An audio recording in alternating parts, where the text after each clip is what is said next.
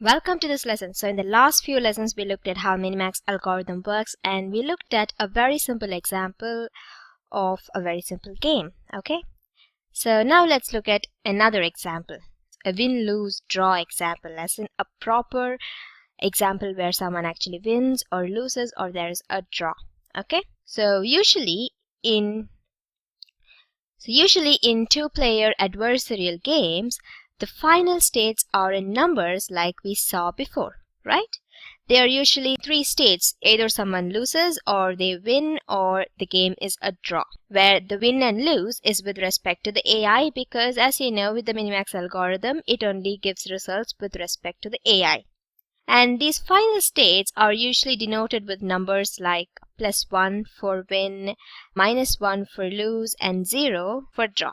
This number does not have to be just +1 and -1. It could be other kinds of numbers as well. You could make +10 for win and -10 for lose as well. So it's just a depiction of win, lose, and everything. So this is a simple example, okay? This is a simple example of how I've created a game with win-lose states. So let's look at that now. Alright, so the tree is here. And as you can see, it has its nodes, it has its child nodes, leaf nodes, and at the end there are different states. Now let's look at a game with these final possible states. Okay, so a game where these are the final possible states. Just like before, I've made the tree very simple. Every time the player only has two possible moves to choose from. Okay, so two possible nodes for their choices. So remember that this isn't the case with most of the real-world adversarial two-player games. I already told you that, right? For example, in the tic-tac-toe game, for the first turn, the player has 9 possible next moves to choose from. I already told you.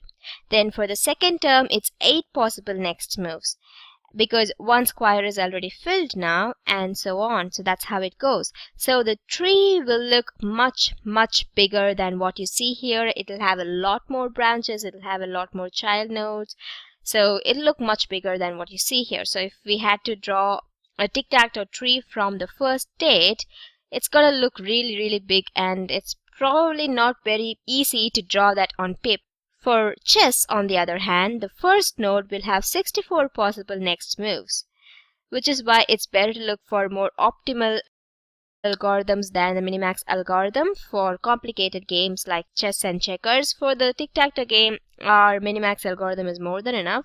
But for chess and other games, because 64 first possible moves is a lot than 9, right? So it's better to look at more optimal algorithms for those. But I'm getting ahead of myself right now. That's not within the scope of our course, so let's just look at what we have to look at.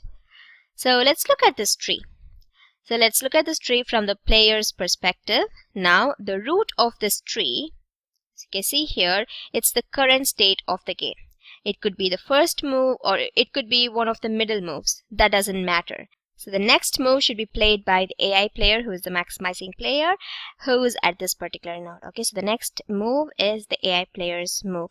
So every time the AI player has a move, a new tree will be created like this. So that's why I said this could either be the first move or it could be one of the middle moves, because a tree will be created at every juncture of the game whenever the AI player has to play. Okay, and the Minimax algorithm will create the tree until the end of the game.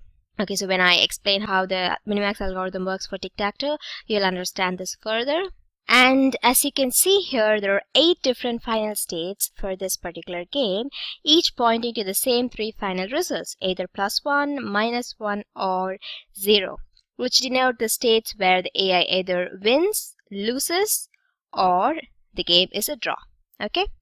So that's the explanation of our next example. So we aren't actually depicting a game here. It's just an example where you just assume that there's a game and these are the win states and the lose states, and that's how it goes. Okay. So in the next few lessons, let's look at how we'd go about solving this particular tree and how we'd go about finding the optimal next move for the max player, that is the AI player in here. Okay, just like we did earlier, we'll be doing the same for this particular tree now. So I'll see you in the next lesson. Thank you.